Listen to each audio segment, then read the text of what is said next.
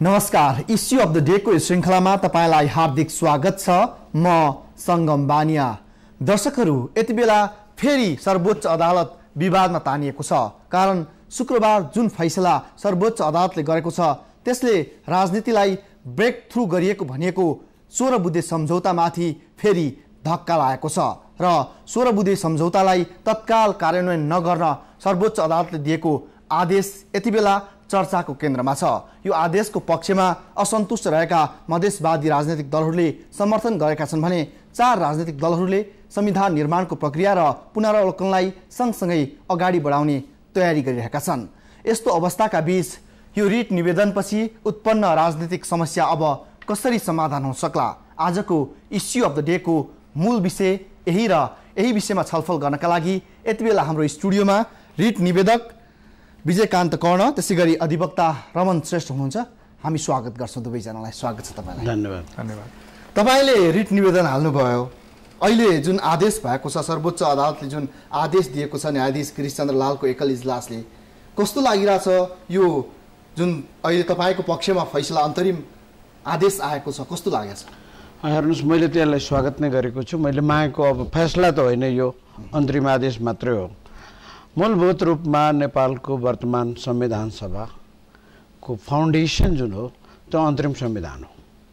अन्तरिम संविधानलाई नै टेकेर संविधान सभाको निर्वाचन भएको र संविधान हामीले किन बनाउन गइरहेका छौँ त्यो कुराहरू अन्तरिम संविधानमा प्रष्ट रूपमा लेखिएको छ र नेपालको संविधान अन्तरिम संविधानको प्रस्तावनादेखि लिएर धारा 70, धारा 82 र 138 यो तीनटैको उल्लङ्घन भएको हुनाले यो 16 बुँदे सम्झौता कस्तो भयो भने देश कार्टेल बनाएर सिन्डिकेट बनाएर चलाउने प्रक्रिया जुन सुरु भएको छ त्यसको विरोधमा मैले दिएको। र डेमोक्रेसी तबसम्म डेमोक्रेटिक हुँदैन जबसम्म डेमोक्रेटिक प्रोसेस मेन्टेन गरिँदैन। डेमोक्रेटिक प्रोसेस बहुत इम्पोर्टेन्ट हो। 2047 सालको संविधान लागू भएको 2 सालभित्र राजा वीरेन्द्रले त्यसलाई डिफाई गरिदिए।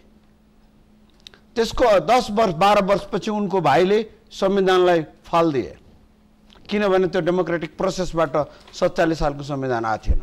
संविधान सभाको निर्वाचनको माग नेकपा माओवादीले 10 वर्ष लडेको जनयुद्धबाट उत्पन्न भएको विषय हो यो। किनभने नेपालमा जातीय, क्षेत्रीय, वर्गीय, लिङ्गीय अनेक मधेसी जनजातिको पीडा छ। यो मुलुकमा विभेद। तपाईँ भनिदिनुहोस्, बुदागत रूपमा 1, 2, 3 गरेर भन्दाखेरि के आधारले यो स्वागत योग्य कदम हो सर्वोच्च अदालतको? मैले नम्बर 1 यसमा, किनभने नेपालको वर्तमान अहिले जुन प्रोसेस चलिरहेको छ त्यो प्रोसेस धारा 138 को विरुद्धमा छ, त्यो प्रोसेस धारा 82 को विरुद्धमा छ, त्यो धारा 70 को विरुद्धमा छ, त्यो नेपालको संविधानको प्रस्तावनाको विरुद्धमा छ र नेपाल सरकार पक्ष भएर आदिवासी जनजाति, मधेसी, दलित लगायत महिलाहरूसँग गरेका विभिन्न सम्झौताहरू र नेपाली जनताको सार्वभौम सत्ता सम्पन्न हुने अधिकारको विपरीत छ। त्यसैले यो अन्तरिम आदेशले यो सबै करेक्ट गर्नु भनेर आदेश दिएको छ र लिएर आउनु अदालतमा भन्ने छ। सर्वोच्च अदालतको त्यो कारणले चाहिँ सर्वोच्चबाट एक किसिमको एक तहको न्याय भएको मैले देखिरहेको छु। श्रेष्ठज्यू, तपाईँ उहाँको तर्कमा सहमत हुनुहुन्छ? धारा 138, धारा 82 सम्पूर्णको विरुद्धमा आएको छ, जसले राजनीतिक ब्रेक थ्रू गरेको भनियो, संविधान निर्माणको प्रक्रियालाई अगाडि बढाउनका लागि बाटो अगाडि बढाएको भनियो। त्यस्तै हो उहाँले भने जस्तो सर्वोच्चको कदम स्वागत योग्य नै हो? धन्यवाद प्रश्नको लागि। यो कस्तो भएको छ भने त्यही भएर यो अहिले विजयजीले भन्नुभयो एउटा राज्यको पुनर्संरचना गर्ने कुरो ठिक हो, त्यो बाहेक कुरोलाई समर्थन गर्न सक्ने स्थिति हुन्न। हेर्नुहोस्, यो राज्यको पुनर्संरचनाभित्र यो न्यायालयलाई पनि पुनर्संरचना गर्नुपर्छ। हेर्नुहोस्, किनभने हामी यस्तै आदेश हुने भएर। हेर्नुहोस्, तपाईँ 51 सालको फैसला हेर्नुहोस्, गिरिजाबाबुले संसद विघटन गरे, अनि मनमोहनजीले विघटन गरे, शेरबहादुरजीले विघटन गरे, लगायत धेरै छन्। हेर्नुहोस्, म तपाईँलाई एउटा कुरो यही आयोगको बारेमा, यस्तै संहिताकै बारेमा, वास्तवमा यो अन्तरिम संविधानमा व्यवस्था भयो। उहाँले अन्तरिम संविधानको प्रतिकूल भन्नुभयो। अन्तरिम संविधानको केही धाराहरू पढेपछि त्यो कुरो क्लियर हुन्छ। म तपाईँलाई एउटा उदाहरणको लागि, अहिलेको संविधान सभाले नि म संविधान बनाउन विघटन हुन्छु भन्यो भने पाउँछ कि पाउँदैन? मानौँ एकछिन। अब यो उसले के गरेछ भने यो अहिलेको आदेशले त विघटन हुन पाउन्नस् भन्छ। अघिल्लो पटक के गरियो? विघटन गरियो, 2 वर्ष कार्यकाल तोकिदियो। 2 वर्ष अनि 4 वर्ष पुगेपछि अब त्यही भएर अदालतले कहिले पनि राजनीतिक विषयमा प्रवेश गर्न हुँदैन भने अब हेर्नुहोस् त्यही भएर अहिले न्यायालयलाई पुनर्स्थापना गर्नुपर्छ यो अदालतको स्थिरता छैन म तपाईँलाई मैले यही विषयमा परेको रिटको बारेमा बोले सर्वोच्चले बोले हेर्नुहोस् यो कतिमा भन्दा 63/7/18 मा यो आएकै बारेमा के अरे यो जुन यो धारा 138 बमोजिम राज्यको अग्रगामी पुनर्स्थापना गर्ने त्यसमा आयोग बन्ने भन्ने कुरो थियो त्यो बेला बोलेको कुरो म ठ्याक्क पढ्छु हेर्नुहोस् यो 63 साल 7 महिना 18 गते यो चन्द्रकान्त गेवाली समिति विरुद्ध यो मन्त्री परिषद समयको मुद्दामा हेर्नुहोस् कस्तो भन्छ लिखित संविधान भएको मुलुकमा प्रजातान्त्रिक अभ्यास कानुनमा आधारित कानुनसङ्गत र कानुन सम्मत हुनुपर्छ भन्ने कुराको दुईमत हुन सक्दैन संविधानमा कानुनको कुनै प्रावधानमा विवाद उत्पन्न भएमा त्यसको अन्तिम र सर्वमान्य निर्णय यस अदालतबाट नै हुने हो तर त्यसो भन्दैमा सबै र सर्व कुरामा अदालतले हस्तक्षेप गरेर पनि मिल्दैन संविधानमा राज्य शक्तिको बाँडफाँड गरेर व्यवस्थापिका कार्यपालिका र न्यायपालिकाका बेग्ला बेग्लै विशिष्ट भूमिका निर्धारण गरिएका कुराहरूलाई न्यायिक व्याख्याबाट निष्क्रिय वा निरर्थक बनाउन पनि मिल्दैन स्वस्थ र सुव्यवस्थित राजनीतिक परम्पराको विकास नभई र सो गर्नेतर्फ ध्यान नदिई हरेक राजनीतिक विवादमा अदालतलाई समावेश गराउन खोज्ने र अदालत समावेश हुँदै जाने हो भने देशको राजनीति जनताको भावना मनस्थिति र संवेदनाबाट टाढा जान सक्छ अदालतबाटै राजनीतिक प्रक्रिया सञ्चालन गर्ने प्रवृत्तिको विकास हुँदा जनता जनमत र जनभावनाको भूमिका घट्दै जाने र जनता देशको राजनीतिक व्यवस्थाप्रति उदासीन र निष्क्रिय हुन सक्दछ यही व्याख्या यही स्पष्ट छ स्पष्ट तपाईँ भनिदिनुहोस् अहिलेको जुन अन्तरिम आदेश त के कारणले अब म तपाईँलाई अर्को कुरो भन्छु अहिले मान्य न्यायाधीश गिरिशजीले यो आदेश गर्नुभयो उहाँले नै ओम अर्यालको मुद्दामा जो नेकपा एमाले र कांग्रेस बीचको 7 बुँदे सहमति लगायतको विषयमा चाहिँ के प्रश्नहरू उठ्दा यस्तो राजनीतिक पार्टीहरूको बीचमा जुन सहमति हुन्छ नि त्यसको भित्र प्रवेश गर्दैन अदालत भनेको छ हेर 16 बुँदे सहमति कुनै लिगल स्ट्याटस छैन संवैधानिक स्थिति छैन त्यो अदालतमा छलफलको विषय नै हुन्न खालि त्यो त के हो भने दलहरूको बीचमा संविधान निर्माण जो अवरुद्ध भएको छ अब यस्तो सहमति गरेर जाउँ भनेर त्यसलाई के गर्नुपर्ने हुन्छ त्यो 16 बुँदे अनुसार संविधान बन्ने पनि होइन संविधान बन्ने त संविधान सभाभित्र हो नि संविधान सभाले प्रक्रिया सुरु गर्ने हो तपाईँलाई म तपाईलाई यो सोच्छु कि के कारणले यो आदेश चाहिँ तपाईले मान्न तयार हुनुहुन्न अथवा यो कानुन विपरीत छ तपाईले सुन्नुस् न एउटा के भने तपाईले पहिला यो धारा 77 मा के व्यवस्था गरिएको छ भने म तपाईलाई पढेर सुनाउँछु हेर्नुस् त्यसैले तपाई 138 कै कुरो फेरि 3 पढ्न जरुरी छ हेर्नुस् यहाँ कुनै अहिले वास्तवमा त्यही भएर सर्वोच्च अदालतको पुनर्स्थापनाको कुरो संविधान सभा अदालतको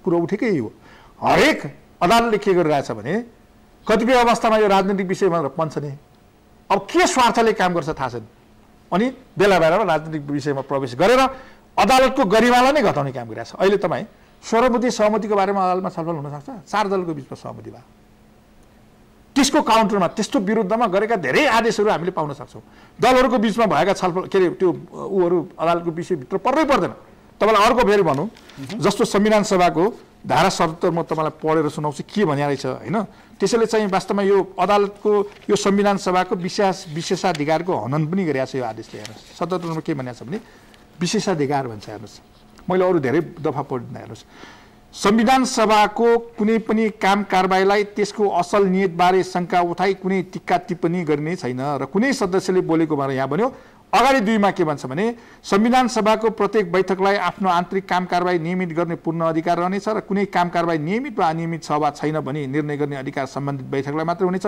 यस सम्बन्धमा कुनै अदालतमा प्रश्न उठाइने छैन विशेषाधिकार फेरि अब थाहा छैन संविधान सभाको बैठक बसेपछि यसले के गर्छ यदि त्यो संविधान सभाको अवहेलना हुने काम गर्यो भने यसको धारा 7 मा के छ भने कसैले संविधान सभाको अवहेलना गरेमा सो सम्बन्धी बैठकको अध्यक्षता गर्ने व्यक्तिले बैठकको निर्णयबाट सो व्यक्तिलाई सचेत गराउन नसिहत दिन वा 3 महिनामा नबढ्ने गरी कैद गर्न वा 10,000 रुपैयाँसम्म जरिवाना गर्न सक्नेछ त्यस्तो जरिवाना निजले चुक्ता नगरेमा सरकारी बारीकी सरह असुल गर्नेछ मलाई थाहा छैन अब यो उहाँहरूले के गर्नुहुन्छ हेर्नुहोस् संविधान सभाले के गर्छ संविधान सभाले के गर्छ हेर्नु तपाईँ एउटा कुरो तपाईँ भनिदिनुहोस् बुदागत रूपमा भनिदिनुहोस् यो अन्तरिम आदेश के कारण संविधान विपरीत अब हेर्नुहोस् एउटा कुरो संविधान सभा सार्वभौम सत्ता सम्पन्न संविधान सभालाई जस्तोसुकै संविधान बनाउन पनि अधिकार छ हेर्नुहोस् हामी कहाँ के छैन भने दक्षिण अफ्रिकामा जस्तो गाइडलाइनले कुनै त्यो तोकिया छैन र कुरो के हो भन्दाखेरि संहिता फेरि 16 बुँदे सहमति बाहेकको अहिले जो संविधान सभाले प्रक्रिया सुरु गरिरहेछ के ऊ संहिता विरुद्ध जान खोज्या हो र त्यहाँ एउटै मात्रै कुरो के भने नामाङ्कन र सीमाङ्कनको विवाद भयो आजसम्म अघिल्लो संविधान सभा के गरेर चाहिँ विघटन भयो त्यही कारणले विघटन भयो संविधान बनाउन सकेन त्यसैले नामाङ्कनको कामको लागि जिम्मा दिने प्रदेशलाई दिने सीमाङ्कनको काम के गर्ने आयोग बनाएर त्यसले निर्कुल गर्ने। प्रश्न के उठिएको छ, म तपाईँलाई 138 को 3 पढेर सुनाउँछु हेर्नुहोस्। वास्तवमा 1 पढेर भएन के, आदेश अदालतले आदेश गर्दाखेरि सबै दफाहरू पढ्नु, धाराहरू पढ्नुपर्ने हुन्छ। हेर्नुहोस् अब यो 138 को 3 मा के व्यवस्था भएको छ भने, यो राज्यको पुनर्रचना तथा सङ्घीय शासन प्रणालीको स्वरूप संविधान सम्बन्धी विषयको अन्तिम टुङ्गो संविधान सभाले निर्धारण गरे बमोजिम हुनेछ। अदालतले निर्धारण गर्ने कि संविधान सभाले गर्ने? अनि अहिले यो आदेशले के भन्छ, फेरि अर्को कुरो भन्छ। यो आदेशको स्पिरिट के हो भने, तिमीले संविधान बनाउने त्यो कुरो टुङ्गो नगरेसम्म संविधान बनाउने कुरो रोक भनेर भनेको छ। स्पिरिट त्यस्तो छ। हेर्नु अहिले यसले कसलाई फाइदा पुग्छ, अथवा यो अन्तिम संविधानको प्रतिकूल छ कि छैन भन्ने कुरो हेर्दा तपाईँ 138 को 3 ले एउटा कुरो भनेको छ, संविधान सभालाई विशेषाधिकार दिएको छ, उसले के निर्णय गर्न सक्छ उसले गर्ने कुरो भनेको छ। अझ अवहेलनामा समेत कारबाही गर्ने व्यवस्था गरेको छ। अब यता चाहिँ आदेशले के गरेको छ, यो राजनीतिक विषय हो कि होइन, यहाँ पढेपछि बुझिन्छ नि। यहाँ के भनेको छ हेर्नुहोस्, यो आदेशमा के भनेको छ भने, उक्त कुरालाई अन्तिम संविधानको धारा 82 सँग जोडेर हेर्दा सो धारामा संविधान सभाले पारित गरेको संविधान प्रारम्भ भएको दिनदेखि संविधान सभाको काम समाप्त हुनेछ भन्ने भनेबाट धारा 138 मा कुनै अनुसारको सीमा संख्या नाम र संरचना लगायतका राज्यको अग्रगामी पुनर्रचना हुनुभन्दा अगाडि संविधान सभाको विघटन हुनु संविधानको व्यवस्था विपरीत हुने भन्ने कुरो स्पष्ट हुन्छ। यहाँ त त्यो नगरेसम्म संविधान सभा विघटन हुन्न भने अगाडि के गरे त्यो कुरो गरेर हुन्थ्यो। अनि त्यसपछि यसबाट भइरहेको संवैधानिक व्यवस्था विरोध संविधान बनाउने चेष्टा भएमा आउने संविधान समेत विवादस्पद हुने, राष्ट्रको शान्ति अव्यवस्थामा खलल पुग्न सक्ने र अर्को द्वन्द्व निम्नाउने आशंका समेत यो अदालतको आदेशमा लेखिने भाषा हो र संविधानभित्र राजनीतिक भाषा भयो। राजनीतिक भाषा जब राजनीतिक विषयमा प्रवेश गरेर राजनीतिक भाषा लेखेर आदेश भइसकेपछि अनि त्यसलाई हामीले कुनै संविधानको आवरण दिएर कलेबर दिएर त्यसलाई चाहिँ समर्थन गर्न सक्ने स्थिति हुन्छ। त्यसैले के हो भन्दाखेरि वास्तवमा अहिले एउटा एकदमै संविधान नबना भन्छ यो आदेशले। किनभने नि नामाङ्कन र सीमाङ्कनमै अड्किएको कारणले अहिलेसम्म संविधान नबनायो। त्यसैले के सहमत 4 दलको बिचमा के सहमति भयो भने यो प्रदेश सभालाई दियो। प्रदेश सभाले नाम राख्ने भनिसकेपछि त्योभन्दा महत्त्वपूर्ण कुरो के हुन सक्छ? सीमाङ्कन गर्ने कुरो विज्ञहरूको आयोग बनाएर चाहिँ बनाउने भनिसकेपछि त्योभन्दा राम्रो कुरो के हुन सक्छ? अब यसले के भन्यो, तिमीले विज्ञ बनाउने होइन, नाम प्रदेश सभालाई दिने होइन, संविधान सभा विघटन हुनुभन्दा अगाडि तिमीले अहिले गर भने त्यो आदेश गर्न सक्छ सर्वोच्च अदालतले संविधान सभालाई? यो देशमा हामी कुन सिस्टममा छौँ? सिस्टमको कुरो हुन्छ। हामी पार्लियामेन्ट्री सिस्टममा छौँ कि सुप्रिमेसी अफ द जुडिसियरी हो? के हो हामी सुप्रिमेसी? फेरि संविधान बनाउने कुरो हेर्नुहोस्, अदालतले यस्तो संविधान बनाऊ यस्तो गर भनेर चाहिँ निर्देश गर्न सक्छ संविधान सभालाई? म तपाईँलाई यहाँ रोक्छु। कर्णज्यू, तपाईँले सुन्नुभयो होइन, संविधानको स्पिरिट जुन छ नि अथवा राजनीतिको स्पिरिट जुन छ यति बेला, त्यही कारणले पहिलो संविधान सभा विघटन भयो जो प्रदेशको बारेमा, सीमाको बारेमा, सङ्ख्याको बारेमा टुङ्गो लाग्न सकेन। भूकम्पपछिको धक्काले राजनीतिक दलहरूलाई थोरै भए पनि नजिक ल्याए। संविधान निर्माणको प्रक्रिया 8 वर्षदेखि रोकिएको प्रक्रिया अगाडि बढ्न लाग्यो। अनि तपाईँहरू जस्तो विज्ञ भनिने व्यक्ति अनि संविधान बुझेको व्यक्ति होइन, अलिकति संविधान होइन, साधारण नागरिक होइन, कानुन बुझेको व्यक्तिहरूले चाहिँ अडचन हाल्ने कुन ठाउँ छ भनेर खोज्ने। राजनीति शास्त्र पढ्छु भन्दैन उहाँहरू, earthquake cannot be used for political purpose. This is time of national crisis. Each and every instrument of the state should be used to rehabilitation, reconstruction for the country. That has been used by political party as a political mileage, which is nowhere in the world. कहीं दुनिया में यस्तो काम हुँदैन, यो काम हाम्रो मुलुकमा मात्र हुन्छ। होइन अब सुन्नुस् न, तपाईहरुले भन्नुहुन्छ नेपाल किन बनेन भने यो 2 महिनाको तमासा हेर्नुस्, नेपाल त्यसैले बनेन। म उहाँको सबै प्रश्नको उत्तर दिन्छु। नम्बर 1, सर्वोच्च अदालतको फैसलालाई नेपालमा राजनीतिक दल र वकिलहरूले र हामी सबै नागरिकले पनि आफ्नो विचार अनुसारको व्याख्या गर्दै गएका छौं। सर्वोच्च अदालतको कुनै फैसलालाई हामी फूलमाला लाएर स्वागत गर्छौं, कुनै कसैको विरोध गर्छौं। आफ्नो इच्छा विपरीत भएका फैसलाहरू त्यसरी हामी व्याख्या गर्दै गरेका छौं। म तपाईलाई भन्न चाहदिन, तपाई त्यही वकिलहरू कुनै बेला सर्वोच्च अदालतको वाहवाह गर्ने, त्यही वकिलहरू सर्वोच्च अदालतको विरोधमा बोल्ने, राजनीतिक दलहरू पनि, त्यहाँ फरक पर्दैन। तर यो लिगल डकुमेन्ट्स हो। 16 बुँदे तबसम्म लिगल डकुमेन्ट थिएन जबसम्म त्यो 4 पार्टीको पकेटमा थियो। जब त्यो संवाद समितिको विधायिकामा प्रवेश भयो, संविधान सभाको, अहिले मेरो गाडीमा छ त्यो डकुमेन्ट, संविधान सभामा रहेको राजनीतिक संवाद तथा सहमति समितिले दिएको संविधान सभामा प्रस्तुत गरेको प्रतिवेदन गरेर हेर्नुहोस्। प्रत्येक हरफ र पानामा 16 बुँदे सम्झौता अनुसार हुनेछ, 16 बुँदे सम्झौता अनुसार हुनेछ। संविधान सभाले त्यसलाई ग्रहण गरौँ, त्यसलाई बाबुरामजीको कमिटीले त्यसलाई ग्रहण गरौँ। ग्रहण गरेपछि त्यो लिगल स्टेटस भयो त्यसको। दोस्रो म भन्छु, संविधान सभाले के अरे ड्राफ्ट समितिलाई के अरे त्यसलाई के भन्छ मस्यौदा समितिमा पठाउँदाखेरि एउटा चिठी लेखेको छ। चिठी लेख्दाखेरि के भनेको छ भने त्यो पत्र लेखेको छ कृष्ण सिटौलाजीलाई सम्बोधन गरेर सभापति मस्यौदा समितिलाई। के चिठी? त्यो चिठी पनि मसँग थियो। त्यसमा के लेख्छ भने कि यो अब बन्ने संविधान यही 16 बुँदे सम्झौताको आधारमा गर्नुहोला भन्छ। अर्थात् पहिलो संविधान सभाबाट गरेको सहमतिहरू यी सबै दलले 30वटा दलले स्वीकार गरेका सहमति हामी 4वटा दल मान्दैनौँ भनेर भयो। त्यसैले यसको म रमनजीको यो कुरोसँग असहमत राख्छु कि यो लिगल स्टेटस होइन भने। 16 बुँदे अब संविधान सभाको प्रपर्टी भएको छ र त्यो लिगल स्टेटस र त्यो पार्ट भयो अब संविधान सभाको। म अर्को आउँछु तपाईँलाई, अर्को भन्छु तपाईँलाई बताउँछु। 138 को उहाँले 1, 2, 3 को व्याख्या गर्नुभयो। 138 यहाँ छ है। 138 को जुन उहाँले पढ्नुभयो नि 3, म तपाईँलाई 138 को 1 र 2 पढ्छु है। 1 मा के भन्छ भने वर्गीय, जातीय, भाषिक, लैंगिक, सांस्कृतिक, धार्मिक र क्षेत्रीय भेदभावको अन्त गर्न, राज्यको केन्द्रीकृत र एकात्मक ढाँचाको अन्त गरी राज्यको समावेशी लोकतान्त्रिक संघीय शासन प्रणाली सहितको अग्रगामी पुनर्संरचना गरिनेछ। प्रस्तावनामा भनेको छ हामी यो संविधान किन बनाइरहेछौँ भने संविधान सभाको निर्वाचन किन गर्छौँ भने यही कारणले त्यहाँ पनि छ यो विषय। 1 मा भन्छ मधेसी जनता लगायत आदिवासी जनजाति पिछडिएका तथा अन्य क्षेत्रका जनताको स्वायत्त प्रदेशको चाहनालाई स्वीकार गरी नेपाल संघीय लोकतान्त्रिक गणतन्त्रात्मक राज्य हुनेछ। नेपालको सार्वभौमिकता, एकता र अखण्डतालाई अक्षुण्ण राख्दै स्वायत्त प्रदेशहरूको सीमा, संख्या, नाम र संरचना अतिरिक्त केन्द्र र प्रदेशको सूचीहरूको पूर्ण विवरण, साधन, स्रोत र अधिकारको बाँडफाँड संविधान सभाबाट निर्धारण गरिनेछ।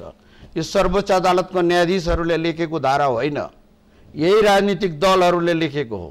अर्थात् सम्पूर्ण रूपमा आउनुपर्छ। उहाँले भन्नु भने गर्न सकिएन भने, व्यक्तिले त्यो काम गर्न सक्दैन भने त्यो पद छोडेर जानुपर्छ। संविधान सभाको अध्यक्षले यो काम गर्न सक्दैन, he has to resign. The leader of the party, if they are incompetent to do the national job which they are assigned to, त्यो सक्दैन भने त्यो छोडेर जानुपर्छ। त्यो मिल्दैन। त्यसरी चाहिँ उहाँले अनि यो काम गर्नको लागि एउटा आयोग गठन गरिनेछ उहाँले भन्नुभयो नि। आयोग गठन भएको छ, त्यो प्रपर्टी संविधान सभामा छ, त्यसमाथि बहस गराउनुहुन्न हाम्रो संविधान सभाका अध्यक्षज्यूले। त्यो अब कतिवटा आयोग बन्ने? यही संविधान सभाको पहिलो संविधान सभाले राज्य पुनर्संरचना समितिले बहुमतबाट पास गरेको रिपोर्ट पनि छ, त्यसलाई मानिएन, हामीले मानेनौँ 14 प्रदेशको संरचना। त्यसपछि हामी आयोग गठन गर्यौँ, आयोगले प्रतिवेदन दियो, त्यो पनि हामी मानेनौँ। अर्थात् यो गर्दै नगर्ने काम किन हामीले संविधान बनाउन लागेको? हामीले संविधान किन बनाएको भने यही धारा अनुसार भएन, सर्वोच्च अदालतले यही धारालाई फैसला गर्यो भनेकै छ। म त बनाउँदैछु हामीले संविधान किन बनाएको? हामीसँग 47 सालको संविधान थियो, हामी 19 सालको संविधान किन मानेनौँ? किनभने राजाले बनाएको संविधान थियो। 15 सालको 14 सालको संविधान किन भङ्ग भयो भने राजाले दियो, राजाले खाइदियो त्यो संविधान। हामीले के भन्यो भने यो सबै संविधान लोकतान्त्रिक प्रक्रियाले भएन, जनताको अनुमोदन भएन। 10 वर्षसम्म नेकपा माओवादीले बारम्बार यही भन्दै आयो कि अहिलेसम्मका सारा संविधानहरू जनताले बनाएन, अब जनताले लेख्छन् संविधान भनेर, र त्यो संविधानले यी सबै वर्ग र जातिहरूको कल्याण गर्छ भनेर, त्यसैले हामीले यो संविधान लेख्न लागेको भनेर सर्वोच्च अदालतले त्यो भन्दाखेरि सर्वोच्च अदालत पोलिटिकल बन्यो भनेर पोलिटिकल विल देखायो भन्छ। होइन होइन, विल देखाएकै होइन। धारा 82 ले के भन्छ? अहिले संविधान सभाले के गरौँ? अहिले संविधान सभाले हामी राज्यको पुनर्संरचना गर्दैनौँ भनेको छ। उहाँसँग म सहमत छु कि नेपालीको पनि पुनर्संरचना हुनुपर्छ। Each and every elements of the state must be restructured म भन्छु है। उहाँसँग यो कुरामा मेरो तर संविधान सभाले आफ्नो कामै नपुरा गरिकन आफ्नो म्याद समाप्त गर्न मिल्छ। 82 ले के भन्छ भने संविधान निर्माणको काम संविधान सभाले हो। यहाँ के भन्नु? संविधान सभाको 16 बुँदे सम्झौताले के भनेको छ भने यो कामको लागि व्यवस्थापिका संसदले एउटा आयोग गठन गर्छ र त्यो आयोगले दिएको रिपोर्टको आधारमा 2/3 बहुमतबाट बस्छ। आफ्नो दायित्व अर्कोलाई ट्रान्सफर गर्न यो मिल्छ कि मिल्दैन, यो म बुझ्छु कि यो मिल्दैन। संविधानको अहिले नै हामी संशोधन गरिसक्यो संविधान बन्नुभन्दा अगाडि। Constitution has been amended before it comes to enacted. यो लागू हुनुभन्दा अगाडि संशोधन बनाउने काम गरौँ अहिलेको सर्वबुद्धि सहमतिले। तर मेरो भनाइ एउटा के हो भने बानियाजी कि संविधान सभाले पूर्ण संविधान लिएर आउनुपर्छ जनताको बिचमा र त्यो जनताको बिचमा पनि जानुपर्छ। अब पोलिटिकल कुरो सर्वोच्च अदालतले पोलिटिकल होइन, यसले भनेको तिम्रो दायित्व पुरा गर भनेको छ। दायित्व पुरा गरी नगरिकन भाग्न पाइँदैन भने हो, त्यो त भन्नुपर्छ नि, त्यो लिगल कुरो होइन। संविधानको प्रस्तावनामा त्यो संविधान सभाले संशोधन किन नगरेको यो अन्तरिम संविधान? त्यसो भए हामी राज्यको पुनर्संरचना गर्दैनौँ भन्नुपर्छ नि त। त्यो नगर्ने अनि के को लागि हामीले संविधान बनाउन लाग्यो त भने त्यसैले मेरो प्रश्न के हो भने कि आम नेपाली जनता 250 वर्षदेखि शोषित पीडित जुन भएका छन्, नेपाली बन्न पाएका छैनन्, यो एउटा अनइक्वल सिटिजन रिजिम जुन यो देशमा छ, नागरिक बीचको जुन विभेद छ होइन, त्यसलाई अन्त गरेर सार्वभौम सत्ता सम्पन्न नेपालको पनि निर्माण गर्न भनेको संविधान सभाले। यो चाहिँ के भने 4वटा राजनीतिक छैन तपाईको भनाइमा, यो कुनै हिसाबले पोलिटिकल छैन। श्रेष्ठज्यू उहाँले भन्नुभयो राजनीतिक छैन, तपाईँ देख्दै हुनुहुन्छ राजनीतिक छ। के हो यसको वास्तविकता र के आधारमा तपाईँ भन्नुहुन्छ? म एउटा विजेजीले चाहिँ राख्नुभयो नि, मेरो पहिला पनि एउटै धार थियो, अहिले पनि एउटै धार हो। उहाँले कसलाई इङ्गित गर्नुभयो तपाईँले थाहा पाइसक्नु भएको छ। संविधान सभा विघटन गरिसकेपछि विघटन भयो नि अदालतको आदेशले, त्यो बेला मैले एउटा धारा 82 भयङ्कर पढ्ने गर्थेँ। हेर्नुहोस्, म धारा 82 अहिले पनि पढ्छु। हेर्नुहोस् के छ धारा 82 मा? त्यसैले सर्वोच्च अदालत डबल स्ट्यान्डर्ड भने एउटा स्थितिमा एउटा फैसला गर्छ, अर्को स्थितिमा अर्को फैसला गर्छ, त्यही हो राजनीति भने। हेर्नु धारा 82 मा के छ भने संविधान सभाको विघटन। संविधान सभाले पारित गरेको संविधान प्रारम्भ भएको दिनदेखि संविधान सभाको काम समाप्त हुनेछ। संविधान सभाले संविधान पारित गरेको संविधान प्रारम्भ भएपछि, प्रारम्भ भनेको चुनाव हुनुपर्छ, अदालतले फैसला गर्यो। धारा 64 दुई वर्ष लेखाएको, तिमी 4 वर्षसम्म लम्बाइसक्यो, अब पनि बनेन भने तिमी बाँकी राख्छौ, रहँदैन भन्यो। धारा 82 ले के भन्छ? संविधान सभाले पारित गरेको संविधान प्रारम्भ भएको दिनदेखि मात्रै संविधान सभाको काम समाप्त हुनेछ। त्यसैले यो धाराको विपरीत भयो भनेर मैले त्यो बेला बोलाएको थिएँ। विघटन गर्ने फैसला गर्दा यो संविधान विपरीत छ, यो प्रश्न उठाउनु पर्छ, यो छलफलको विषय बनाउनु पर्छ भनेर पनि। आज यो आदेशले के भन्यो? एकछिन मान्नुहोस्, 4 वर्षसम्म नामाङ्कन र सीमाङ्कन पनि भएन भने संविधान सभा रहन्छ कि विघटन हुन्छ? अब प्रश्न यहाँ छ। अब एकछिन मान्नुहोस्, त्यो हुन्छ कि हुन्न थाहा छैन। अब यहाँ त 4 वर्ष, धारा 64 मा 4 वर्ष भनिएको छ। पहिला 2 वर्ष थियो, म्याद थप्दै 4 वर्ष बनाएको थियो। पहिलाको फैसला के गर्यो? तिमीले संविधान बनाए पनि नबनाए पनि तिम्रो म्याद पुगेपछि तिमी विघटन हुन्छौ भनेर भन्यो। तर धारा 82 ले के लेखेको छ? संविधान सभाले पारित गरेको संविधान प्रारम्भ भएको दिनदेखि मात्रै संविधान सभाको काम समाप्त हुनेछ भन्यो। त्यसैले हेर्नुहोस्, यहाँ अहिले विजयजीले हाल्नुभएको रिटसँग मात्र मेरो होइन, सरकार छैन। सर्वोच्च अदालतले बेला बेलामा राजनीतिक विषयमा प्रवेश गरेर राजनीति गर्ने गरेको छ। अहिले पनि त्यही भयो। यही कुरो हिजो धारा 82 पढ्या थिएन, आज धारा 82 जान्ने न्यायाधीशज्यूले हिजोको बेलामा धारा 82 हेर्नु भएको थिएन। त्यो बेला के लागेको छ? संविधान सभाले पारित गरेको संविधान प्रारम्भ भएपछि मात्रै संविधान सभाको काम समाप्त हुन्छ भनेर लेखाएको छ, क्लियर। आज त्यो धारा 82 यो आदेशमा लेखिएको छ। हिजो त्यो धारा 82 लाई के गरियो? यही हो राजनीति भने। अहिले विजयजीले मतलब आफ्नो कुरो उठाउने, तर्क उठाउने कुरो आफ्नोमा छ। हेर्नुहोस्, फेरि अर्को कुरो, यहाँ जुन 138 पढ्यो नि, मैले अघि निवेदन गरेँ, होइन तपाईँ होइन वकिल हो कि होइनको कुरो छैन। तपाईँ पनि एकजना सचेत पोलिटिकल साइन्सको स्टुडेन्ट भइसकेपछि त्यो जान्दैन भन्ने कुरो होइन। फेरि अर्को कुरो के हो भने नि, यो वास्तवमा चाहिँ संविधान भनेको प्योर, यहाँ अहिले मैले यो पढेँ, यसले के भन्छ? सबै विषय गर्दैन।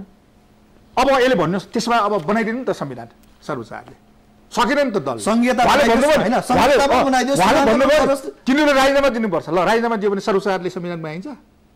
ल एकछिन मानौ 4 दल असफल भयो, सारा कुरो भयो, किन त्यहाँ 3/3 छ अब सदस्यहरू हो, असफल भयो, उसले राजीनामा दियो भने अब संविधान कसले बनाइन्छ?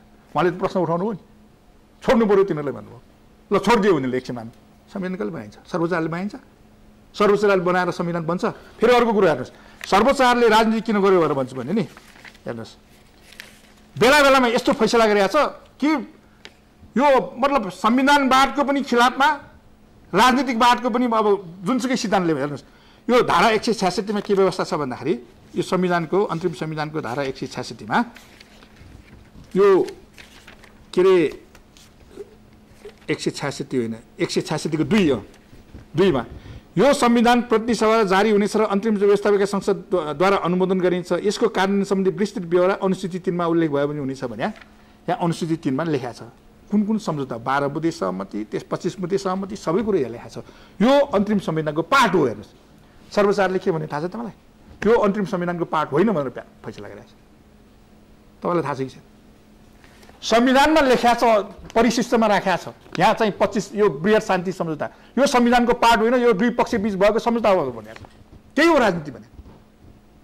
संविधानमा लेखेको एनेक्समा राखेको चिज पार्ट हुन्न सर्वोच्च अदालतले राजनीतिक इच्छा शक्ति देखाइरहेछ हो बेला बेलामा कसरी देखाइरहेछ जुन बेलामा चाहिँ एउटा हुन्छ नि वास्तवमा एउटा सर्वोच्च अदालत भने त राज्यको निकाय हो नि उले कानुन मान्नु पर्दैन संविधान मान्नु पर्दैन न्यायाधीशले संविधान कानुन मान्नु पर्दैन उले मेडिएटरको भूमिका खेल्ने कि प्रब्लमलाई बल्झाउने काम गर्यो तपाईँ यो संविधानमा भएको बृहत शान्ति सम्झौतालाई संविधानको पार्ट होइन भनेर बोलेको फैसला हामीसँग छ यो संविधानको पार्ट हो कि होइन तपाईँ भन्न सक्नुहुन्छ संविधानको पार्ट होइन भनेर अनुसूचीमा राखेको कुरोलाई अनि धारा 166 मा लेखा छ त्यसैले हेर्नुहोस् अहिले यहाँ चाहिँ 82 त बल्ल देखे अहिले त्यो अघिल्लो पटक संविधान सभाको चाहिँ विघटन गर्ने बेलामा नदेख्नेले अहिले कसरी देखे मलाई जवाब चाहियो अनि राजनीति गरे होइन धारा 82 त उही छ नि अहिले पनि त्यही छ पहिला पनि त्यही थियो अहिले विजयजीले चाहिँ प्रश्न उठाउनु भयो संविधान सभाले नामाङ्कन र सीमाङ्कन चाहिँ टुङ्गो नगरेसम्म संविधान सभा विघटन हुनै सक्दैन भनेर उहाँले भन्नुभयो हो अहिले धारा विघटन हुन सक्दैन भनेर लेखाएको छ नि लेखाएको छ नि 4 वर्षसम्म पनि उसले नामाङ्कन र सीमाङ्कन गर्न सकेन भने विघटन हुन्छ कि हुन्न प्रश्न छ त्यसैले हेर्नुहोस् यो अहिले उहाँले राख्नुभएको रीत निवेदनले के गर्यो भन्ने कुरो होइन सिङ्गो सर्वोच्च अदालतको कुरो सर्वोच्च अदालतको न्यायाधीशहरूको कुरो अलिकति दुःख पनि लाग्छ होला तपाईले सर्वोच्च अदालतको न्यायाधीशको तपाईलाई एउटा आलोचना गरिरहनु भयो हेर्नुस् यो म त हेर्नुस् सुरु तपाईलाई एउटा भनौँ 7 सालमा राजा त्रिभुवनले वैधानिक सभाबाट बनाएको संविधानबाट राज्यको शासन हुनेछ भनेर भनिसकेपछि 13 सालमा चाहिँ टङ्क प्रसादले अर्कै कुरो बोलिसकेपछि विश्वेश्वर प्रसाद कोइरालाले रिट हाल्नुभयो खारेज गरियो कहाँ त्यो बोल्या भाषण पनि त्यही हुन्छ त्यो राजनीतिक विषय हो भनेर भने त्यो बेलामा हाम्रो संविधान बन्थ्यो संविधान सभाबाट अदालतले गर्न पर्दैन कति वर्ष लड्नु पर्यो हेर्नुहोस् 7 सालमा भएको घोषणा 13 सालमा भइसकेपछि अनि संसदको चुनावतिर सबै लाग्यो 15 सालमा राजाले दिया संविधान अन्तर्गत हामीले अगाडि हिँड्नुपर्ने भयो हेर्नुहोस् कसले गर्दा अदालतले गर्दा अहिले पनि अदालतले तपाईँ संसदीय व्यवस्थामा यदि उहाँको राजनीतिक शास्त्रको के अरे उहाँ चाहिँ एकदमै टिचर पनि हुनुहुन्छ संसदीय व्यवस्थामा प्राइम मिनिस्टरलाई चाहे त्यो अल्पमुलको सरकार होस् चाहे बहुमुलको सरकार होस् संसद विघटन गर्ने अधिकार एब्सोल्युट हुन्छ तपाईँहरूले के गर्यो 52 सालमा मनमोहनजीले के अरे सिफारिस गरे पाउँदैनस् तैँले अविश्वासको प्रस्ताव छल्ललाई तैँले यसो गर्न पाउँछस् भनेर भन्यो त्यही सर्वोच्चले हेर्नु शेरबहादुरले सङ्कटकाल लागेको छ गृहयुद्ध चलेको छ मलाई कुनै चुनाव हुन सकेको छैन लोकल तर उसले चुनाव गर्छु भनेर विघटन गरेर के गर्यो सर्वोच्चले तैँले गरे ठिक छ भनेर भन्यो यो राजनीति नभए के हुन्छ त्यसैले हेर्नुहोस् अहिले अदालतले वास्तवमा यो आदेश दिएको छ यो आदेशलाई मात्रै हेर्ने पनि एउटा कुरो होला तपाईँ हिस्ट्री हेर्नु पर्यो नि अदालतको यसले के गर्ने गरेको छ साँच्चै भन्ने हो भने नि यो जो आदेश गर्ने न्यायाधीश कार्यक्षमताको अभाव भनेर भन्नुपर्ने हुन्छ भन्नुहुन्छ तपाईँ हिजोकोमा पनि त्यही हो मैले संविधान सभाको विघटन गर्ने जो फैसला गरे न्यायाधीशले त्यही कुरो मैले प्रश्न उठाएको थिएँ महाभियोगको प्रस्ताव अगाडि जानुपर्ने स्थिति हो यो भएर त्यो बेला कुन कुन दलको पक्षमा भयो त्यो भएर बोलेन आज त आफैलाई आउने रहेछ नि हेर्नुहोस् एउटा उखान छ नि कसलाई टोक्ने चिजले कसलाई पनि टोक्छ भन्छ नि यही भयो अहिले हिजो पनि मतलब धारा 82 त थियो नि हिजो के धारा 82 अर्कै थियो संविधान सभाबाट पारित गरेको संविधान प्रारम्भ भएपछि मात्रै संविधान सभाको काम समाप्त हुनेछ भनेर भनेको छ धारा 64 भने त एउटा सामान्य एउटा त्यो एउटा स्थिति हो लेखेको छ त्यहाँ त्यो भित्र गर्नुपर्छ भनेर भने त्यो भित्र नगरे पनि संविधान सभा विघटन हुँदैन यार त विघटन गराइदियो यहाँ आज के भन्दैछ आफ्नो स्वार्थ अनुकूल आज के भन्दैछ संविधान सभा अब विघटन हुन्न भनेर भन्यो यो आदेश तपाईको स्वार्थ अनुकूल हो फैसला भयो राजनीति भनेको यही हो त्यो बेलामा पनि सर्वोच्चले राजनीति गरेकै हो राजनीति विषयमा प्रवेश गरेकै हो अहिले पनि राजनीति विषयमा प्रवेश गरेकै हो कर्णज्यू म तपाईलाई सोध्छु तपाईलाई म यो धेरै वाद विवादतिर जान्न खास गरी तपाईँ जस्तो प्रबुद्ध वर्ग, यो देशका प्रबुद्ध वर्गहरू संविधानको कुनै काहीँ खोट देखिन्छ, काहीँ सम्झौता देखिन्छ, अनि त्यसलाई केलाएर कहाँबाट छड्के थाप्न सकिन्छ, खोट देखाउन सकिन्छ, अनि सहमतिलाई भङ्ग गर्न सकिन्छ भन्ने एकाथरी मान्छेहरू लागिरहेछ भन्छन्। अनि त्यसैको प्रभावमा सर्वोच्च अदालत पर्ने, अनि अदालतले आफ्नो राजनीतिक इच्छाशक्ति देखाउने, अनि समग्र प्रक्रियालाई नै डेडलकमा राख्न मिल्छ। प्रक्रिया डेडलक भन्दैमा अनडेमोक्रेटिक प्रक्रिया हुन सक्दैन। डेमोक्रेसी सिस्टम जुन हो नि बडा अप्ठ्यारो सिस्टम। डेमोक्रेसीलाई इन्स्टिट्युसनलाइज गर्न जुन भन्छौँ नि हामी, यो बहुत अप्ठ्यारो, बिहेभियरदेखि लिएर त्यसको प्रोसेस बहुत इम्पोर्टेन्ट कुरो। उहाँले 82 धारा भन्नुभयो नि, त कमसेकम आज त 82 धारालाई मानिदिएको छ नि अदालतले। उहाँले हिजो माग गर्नुभएको थियो, उहाँले बहस गर्नुभएको थियो। आज पनि डाक्टर बाबुराम भट्टराई माथि केस छ कन्टेम्प्ट अफ कोर्टको। संविधान सभा भङ्ग भइसक्यो, आदेश दिइसकेपछि उहाँले एक्सटेन्सनको लागि जुन प्रस्ताव पेश गर्नुभएको थियो त्यसको विरुद्धमा कन्टेम्प्ट अफ त्यही वकिलहरू मुद्दा हालेका थिए। रमनजीलाई थाहा छ राम्ररी। र त्यो मुद्दामा अहिलेसम्म फैसला हुन सकेको छैन, होइन रमनजी? अहिलेसम्म फैसला भएको छैन। कृष्ण सिटौलाजी जुनले मस्यौदा समितिको सभापति हुनुहुन्छ नि, उहाँ र बाबुरामजी अदालतमा जवाब दिनु अहिले पनि रेस्पोन्सिबल हुनुहुन्छ। त्यहाँ उहाँहरूमाथि केस छ है। म के भन्न खोज्छु भने तपाईँले जुन भन्नुभयो प्रभाव त्यो होइन, मेरो इच्छा हुन सक्दैन। त्यो चाहिँ तपाईले के देखेर यो रिट देखेर भने गरेको भने भूकम्प आयो, देशमा ठुलो विपत्ति पर्यो। त्यो विपत्तिले नेपालको कुनै संविधानका धारा र उपधाराहरूले त्यो विपत्तिमा नेपाल सरकारलाई रोकेको छैन। नेपालका मन्त्रीहरूले चामल बेच्नलाई र के अरे भने जस्ता पाता बेच्नलाई यो संविधानले कहीँ बाधा पुर्याएको छैन। उहाँहरूले बेचिराख्नु भएको छ, उहाँहरूले गरिराख्नु भएको छ। उहाँहरूले गर्ने कर्तव्य र कुकर्तव्यहरू के गर्नुभएको छ नेपाली जनतासँग आज 10औं लाख जनता जुन किसिमको अवस्थामा परेका छन् यो हामी सबैलाई थाहा छ। यो कुनै प्रक्रियाले यसलाई रोकेको होइन। यो नेसनल क्राइसिस कसको लागि हो भने यो क्राइसिसलाई राजनीतिक इच्छालाई राजनीतिक उद्देश्यको लागि प्रयोग गर्न राजनीतिक दलहरूले लोकतान्त्रिक प्रक्रियालाई मारेर संविधान बनाउन खोजे। अल्पमतमा भएका मान्छेहरूको विचार नसुनिदिने मधेसी लगायत जनता 54 जना मधेसी जनताले शहादत प्राप्त गरेर 138 संविधान लेखिएको छ। यो सिंगै संविधान 17,000 नेपालीको खुनले रगतले लेखिएको संविधान हो। यसमा रमनजी सायद मसँग डिफर गर्नुहुन्न होला।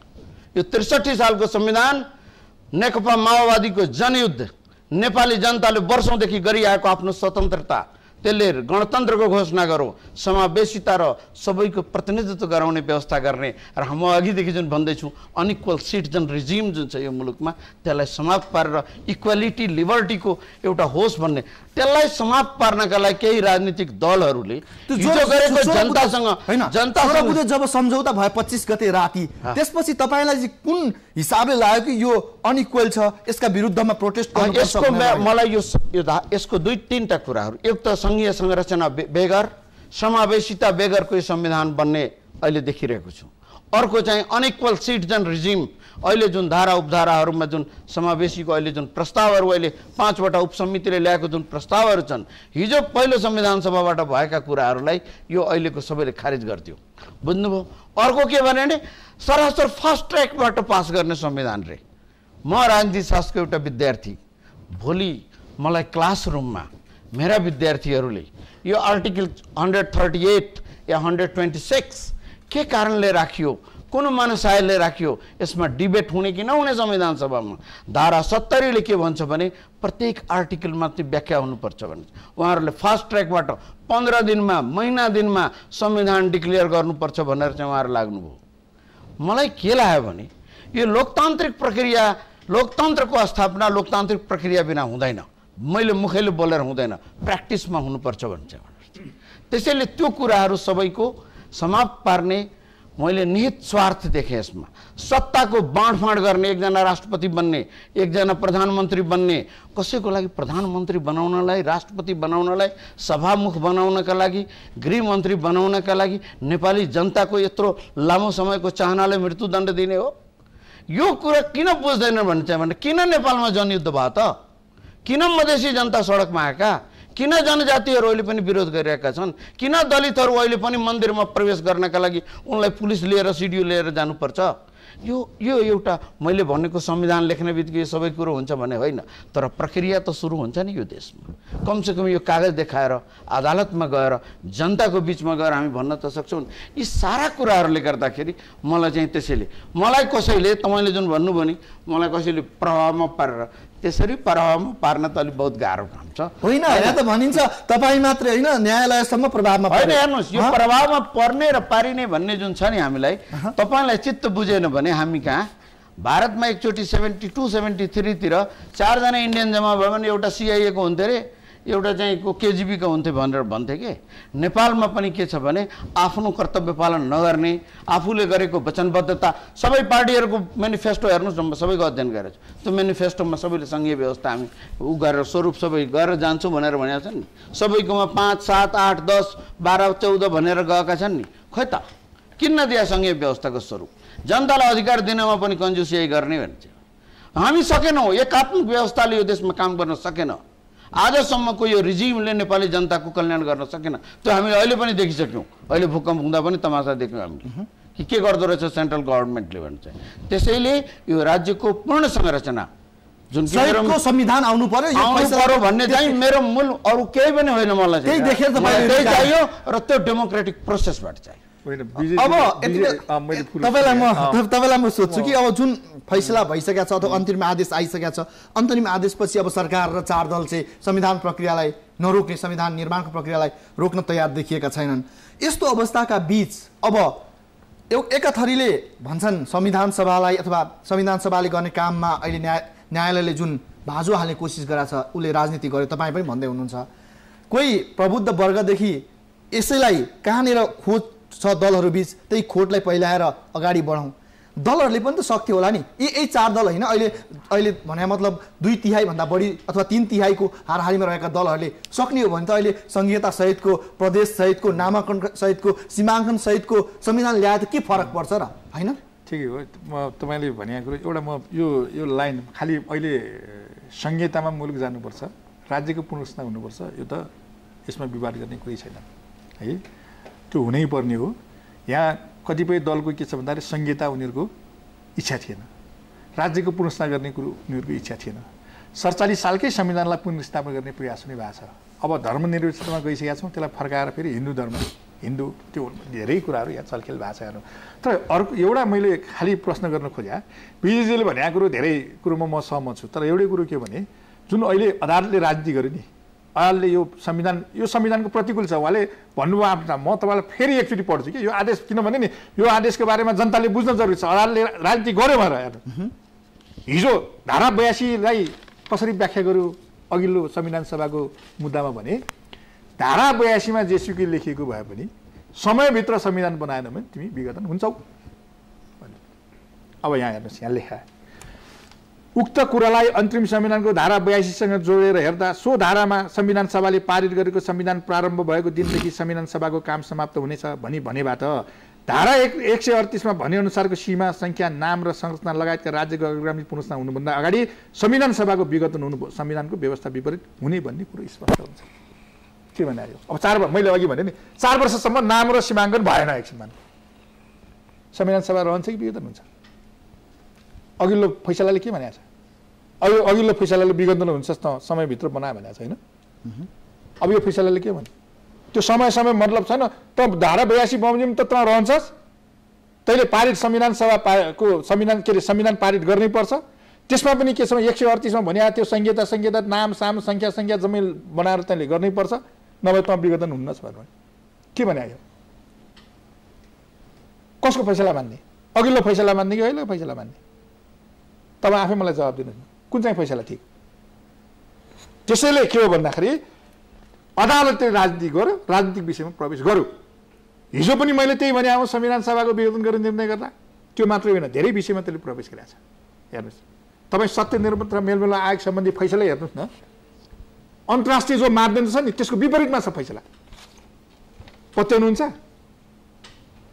त्यसैले के हो भने नि यहाँ अहिले वास्तवमा यो नाम सीमाङ्कन सबै कुरो भएर राम्रो हुन्थ्यो, अब भएन, हुन नसके। अघिल्लो संविधान सभा त्यही भएर विघटन भयो नि। अब भएन भने अदालतले त चाहिँ त्यो नाम साम सबै नगइकन त विघटनै हुन्न भनेर चाहिँ आदेश गर्न मिल्छ? धारा 82 को यो अनन्तकालसम्म यो जान सक्छ संविधान सभा? त्यसैले होइन, हेर्नुहोस्, मैले सुरुमै के भनेको थिएँ भने धारा 64 गौण कुरो, धारा 82 प्रमुख हो। फेरि संविधानको व्याख्या गर्दा, कानुनको व्याख्या गर्दा के हुन्छ भने अघिल्लो धाराभन्दा पछिल्लो धारा प्रभावकारी हुन्छ। बुझ्नुभयो? व्याख्याको नियमले त्यो भन्छ। तर धारा 64 महत्त्वपूर्ण बन्यो। अब अहिले के भन्यो? धारा 82 महत्त्वपूर्ण भएर भन्यो। अब तपाईँ समय अनुसार, व्यक्ति अनुसार यो धारणा फरक भयो। त्यही भएर राजनीति गर्यो। त्यो राजनीति गर्ने मान्छेले भन्ने कुरो हो, न्यायाधीशले भन्ने कुरो होइन। न्यायाधीश भन्या कि त्यसलाई ओभररुल गर्नु पर्यो पहिलाको फैसलालाई? त्यो हैसियत एकजनाको न्यायाधीशले राख्दैन। हेर्नुहोस्, त्यो त बढी न्यायाधीशले फैसला गरे हो नि, धेरै न्यायाधीश बसेर गरे हो नि, पूर्ण इजलासले गरे हो। त्यो पूर्ण इजलासको फैसला विपरीत त अहिले आदेश आएछ। त्यो निर्णय थाहा छैन न्यायाधीशलाई। अब यस्तो अवस्थाका बीच अब हामी यता सकारात्मक बाटोतिर जाउँ। अब तपाईँको रिट निवेदनमा अन्तरिम आदेश भइसकेको छ। अब यो पूर्ण बेन्चमा जाला। म एउटा कुरो थप्छु विजयजी, एउटा कुरो के थपौँ भने नि, वास्तवमा 4 दलले संविधानको निर्माण प्रक्रिया यो आदेश कायम रहन्जेल गर्न सक्दैन। गर्ने भनेर वक्तव्य दिइसकेको छ। कि यो आदेश भ्याकित हुनु पर्यो, कि यो आदेश गरे न्यायाधीशलाई यो कार्यक्षमताको अभावमा महाभियोग लगाउनु पर्यो, कि संविधान बनाउने काम रोक्नु पर्यो। के गर्न सक्छ अब थाहा छैन। संविधान सभाले के गर्छ, व्यवस्था विकास संसदले। दलले त भनिसक्यो हामी रोक्नु पनि रोक्दैनौँ, संविधान बनाउँछौँ भन्यो। यो आदेश कायम हुँदा मात्रै हेर्नुहोस् मिल्दैन। दुईटै कन्ट्रोभर्सी छ। यहाँ जम्मैले राजनीति गरिरहेको छ कि न्यायाधीशले पनि राजनीति गर्ने, राजनीतिक पार्टीले पनि राजनीति गर्ने, नेताले पनि राजनीति गर्ने। यो भएर त बिग्रियो मुलुक। अब कर्णज्यू, म तपाईँलाई अब हामी अन्तिमतर्फ आउँदै गर्दाखेरि म सोध्न चाहन्छु, अब जे हुनु भइसकेको छ, अन्तरिम आदेश आइसकेको छ। अब राजनीतिक दलहरू 4 राजनीतिक शक्ति भन्छन् अब सरकारले पुनरावलोकन गर्छ, हामी संविधान निर्माणको कामलाई रोक्दैनौँ, अगाडि बढ्छौँ। सकिन्छ यसो गर्न? संविधान सभाले आफ्नो पदावधि 4 वर्षको बनाएको छ। संविधान सभाको पदावधि 4 वर्षको हो र अदालतका निर्णयहरू 1.5 वर्ष गइसक्यो। 1.5 वर्ष, अब 3.5 वर्ष बाँकी छ, 2.5 वर्ष बाँकी छ। मेरो भनाइ के हो भने सर्वोच्च अदालतका न्यायालयका निर्णयहरू समय र परिस्थिति अनुकूल रिभ्यू हुन्छ भन्ने रमनजीलाई पनि थाहा छ। यो डिसिजनहरू म तपाईँलाई उहाँले जति भन्नुभयो नि, सर्वोच्च अदालतसँग मेरो आफ्नै पनि गर्जहरू धेरै छन्। संसदमा पेश भएको नागरिकता सम्बन्धी विधेयक पासै नहुँदै राजा वीरेन्द्रले सर्वोच्च अदालतसँग सल्लाह मागे र सर्वोच्च अदालत त्यसमा सल्लाह दियो, होइन रमनजी? विधेयक बनेकै छैन, गलत हो। यही सर्वोच्च अदालतले राजनीतिक सम्झौता भएको कुरोलाई एउटा सम्झौतालाई मान्ने अर्कोलाई नमान्ने, 10,000 के अरे भने नेकपा माओवादीको पूर्व लडाकुहरूलाई सेनामा समायोजन गर्ने निर्णय वैध छ भनौँ, त्यसको विरुद्धमा पनि मुद्दा परेको थियो, होइन? तर मधेसीहरू सेनामा भएनन्, समावेशीको सिद्धान्त अनुसार 3,000 गर्ने भनेपछि त्यसलाई रोक्दियो। यो के छ भने नि, मैले तपाईँलाई भने अघि नै, सबभन्दा इन्ट्रेस्टिङ त के छ भने न्यायाधीशको कार्यक्षमताको कुरा गर्नुभयो रमनजीले, म वकिलहरूको कार्यक्षमताको कुरा गर्छु। वही वकिलहरू मनमोहन अधिकारीको सर्वोच्च अदालतको फैसलाको विरुद्धमा बोलेका थिए, त्यही वकिलहरू अर्को प्रधानमन्त्रीले गर्दाखेरि त्यसको विपक्षमा बोल्न लाग्यो, होइन रमन? तर गणेश राजीले एउटै गरेको थियो। गणेश राजीको मैले कुरा गरेको छैन, तर म सबैको कुरा गरेको छैन। तर रमनजीलाई मभन्दा बढी थाहा छ, उहाँ त त्यसमा इन्भल्भ हुनुहुन्छ सुरुदेखि नै। त्यसैले म के भन्छु भने यो जुन आदेश भएको छ, उहाँले 82 को उहाँले बार उहाँले बहस गरे, मैले सुनेको थिएँ जुन बेला त्यो सर्वोच्च अदालतले उ गरेको थियो, पत्रिकाहरू उहाँको इन्टरभ्यू नै आएको थियो, मलाई याद छ 82 को उहाँले धेरै कुरा गर्नुहुन्छ। तर मैले के भन्छु भने 82 के भन्छ भने कर्तव्य पालन गर्न भने हो। म कर्तव्य अहिले नै 2.5 वर्ष बाँकी छ, म कर्तव्य पालन गर्दिनँ, किनभने केपी ओलीजी प्रधानमन्त्री बन्नुहुन्छ, सुशील कोइरालाजीलाई राष्ट्रपति बन्नुहुन्छ। That is why you can make the country in a jail, democratic right seize गर्ने।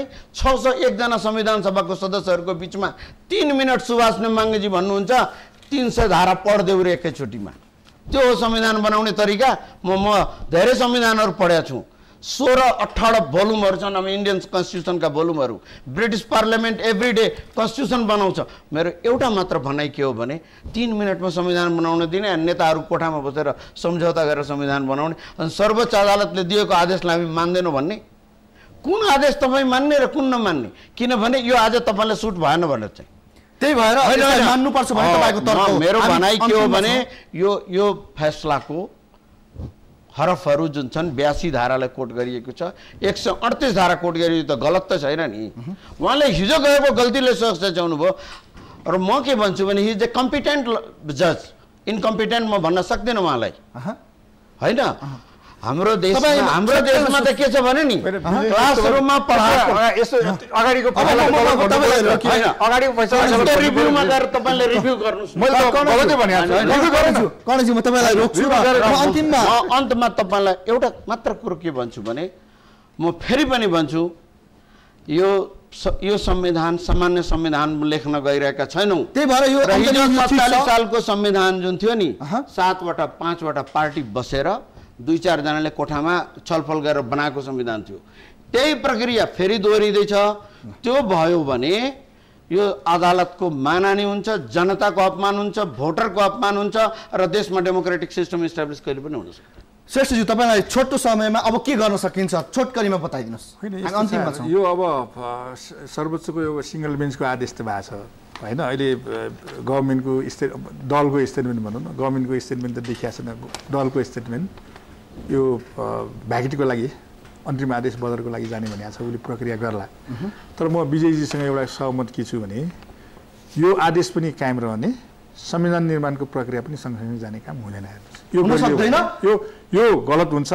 त्यही त मैले अघि प्रश्न गरेँ, हुन चाहिँ उहाँले कम्पिटेन्ट भन्नुभयो। ऊ कुरो के हुन्छ भने मैले त्यही भएर के गर्न सकिन्थ्यो, पहिलाको यदि फैसला गलत यदि पहिलाको फैसला गलत छ भने त्यो फैसलालाई पनि एड्रेस गर्नुपर्छ। फैसलालाई एड्रेस नगरिकन धारा 82को दोहोरो व्याख्या गरियो, त्यसैले राजनीति भयो, राजनीतिक विषयमा प्रवेश गर्यो, जसको कारणले गर्दा अदालत सबभन्दा बढी विवादास्पद बनेको छ। हिजो पनि बन्यो त्यस्तो बेलामा, आज पनि बनेको छ। त्यसो भए अब हेर्नुहोस्, एउटा त्यही भएर वास्तवमा हामीले पुनर्रचना गर्दा यो संविधान सभा अदालत संविधानको व्याख्या एकरूप हुनु पर्यो नि, किन फरक परेको छ? यो धेरै प्रश्नहरू उठ्यो। हाम्रो समय सकियो। तपाईँहरू दुवैजनालाई समय र विचारको लागि धन्यवाद।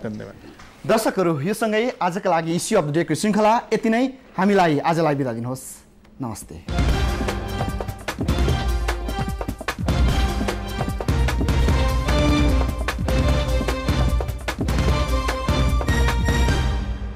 इश्यूज अफ द डे का साथमा जगदम्बा स्टील, देशको मेरुदण्ड जगदम्बा सिमेन्ट, क्विक सिजबल, नेपाल टप सब ठिकठाक।